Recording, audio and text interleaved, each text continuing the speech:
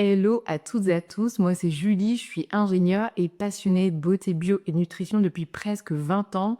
J'ai fondé Nuo pour aider plus de 100 000 femmes à trouver leur routine clean idéale et mon objectif ici c'est que vous partiez avec le maximum de conseils concrets et applicables pour mieux connaître votre peau et vos cheveux et en prendre soin au naturel. Aujourd'hui on va parler d'un facteur souvent sous-estimé, c'est le sommeil. Ça paraît bateau mais c'est un facteur capital pour prendre soin de votre peau et pas que de votre bien-être en général.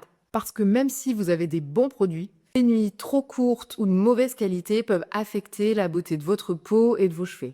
Vous pouvez aussi avoir un teint terne, des cheveux plus cassants, avec plus d'imperfections, une peau déshydratée, un vieillissement accéléré, bref, autant de facteurs que vous pouvez minimiser avec un bon sommeil. À la fin de cette vidéo, vous aurez de nombreuses pistes pour améliorer votre sommeil et retrouver une peau plus lumineuse et éclatante, diminuer les signes de vieillissement, les signes de fatigue, mais aussi la casse de vos cheveux. Le sommeil, c'est pas seulement une phase de repos, c'est un outil du corps humain exceptionnel pour régénérer le corps dans son ensemble.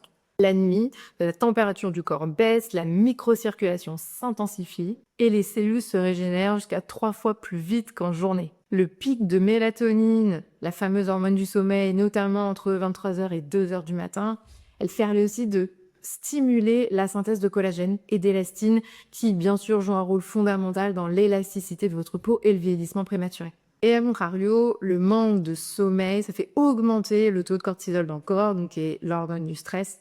Et ça peut du coup aggraver les signes de fatigue au niveau du visage, l'inflammation, en fait ça aggrave l'inflammation qui peut créer notamment plus de rougeur, teint qui est vraiment fatigué. Puis en plus, ça joue aussi sur les cernes de votre visage qui sont plus visibles avec la fatigue et ça peut jouer aussi sur une perte accrue de vos cheveux. Ici, on va voir un plan d'action pour retrouver un sommeil de qualité. Alors bien sûr, pas de pression, le sommeil c'est quelque chose qui est difficile, c'est plus facile d'expliquer que de réellement faire et de retrouver aussi un sommeil de qualité. Donc pas de pression, on y va lentement, step by step, on met en place des petites choses au fur et à mesure, c'est pas la peine de tout mettre en place d'un coup, ça fonctionnera pas, mais plutôt de faire une chose après l'autre, de tester des choses et de voir comment le corps réagit. La première étape, bien sûr, qui est une étape beauté, c'est de bien nettoyer sa peau le soir, on allait se coucher, de pas s'endormir avec toute la pollution, le make-up, etc. qu'on peut avoir à la surface de la peau. Toujours le double nettoyage que je vous recommande avec une huile démaquillante et un gel nettoyant doux pour ne pas fragiliser votre épiderme.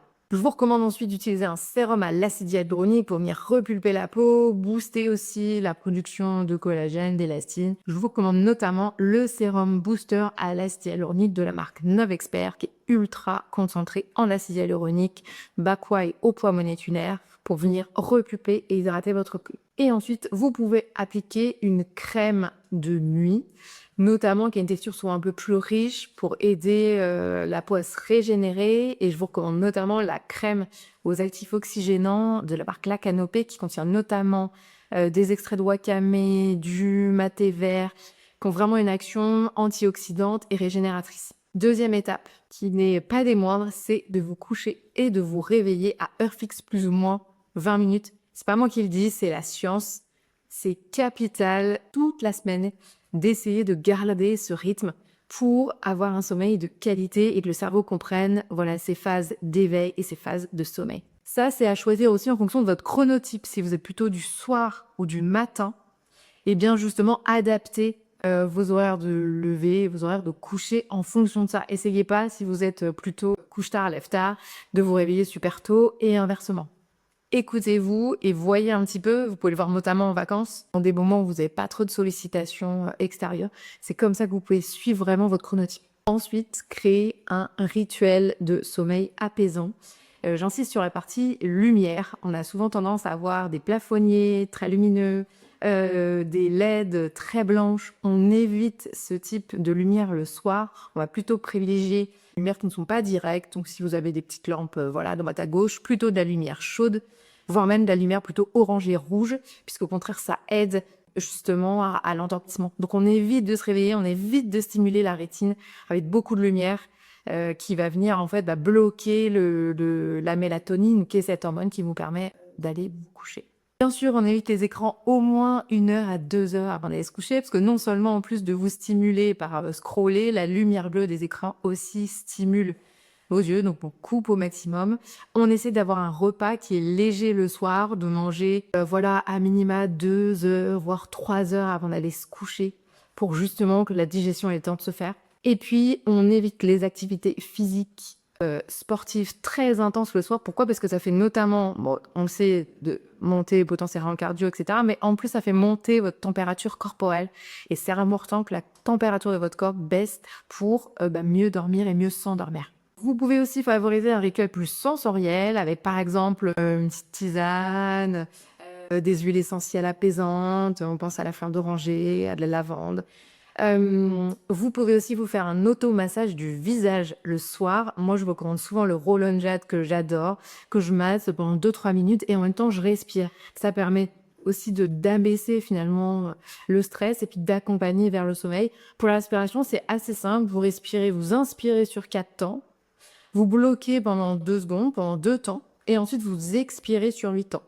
Et vous faites ça pendant 1, 2, 3 minutes. Et ça vous permet de vraiment apaiser tout votre système nerveux pour favoriser l'endormissement. En plus de la respiration, vous pouvez aussi méditer si c'est une pratique voilà, que vous appréciez, ou vous pouvez vous lancer dans la méditation.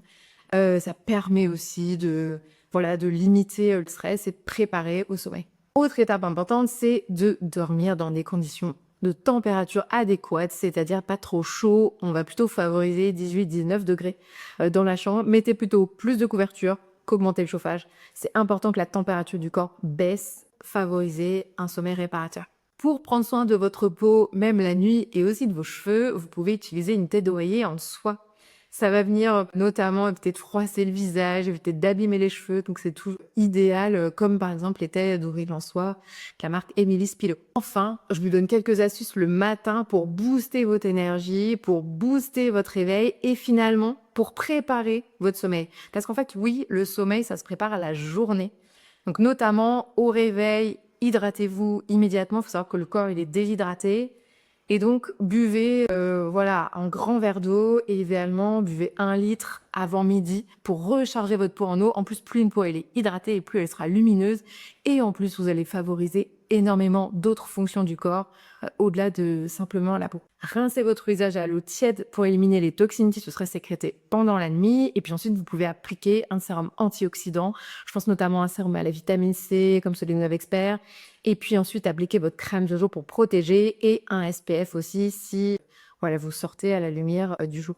Autre élément important pour favoriser un bon sommeil, je disais ça se prépare la journée, c'est de vous exposer à minima 20 minutes à la lumière du jour, tous les jours. Même s'il fait gris, même si voilà, c'est hyper important.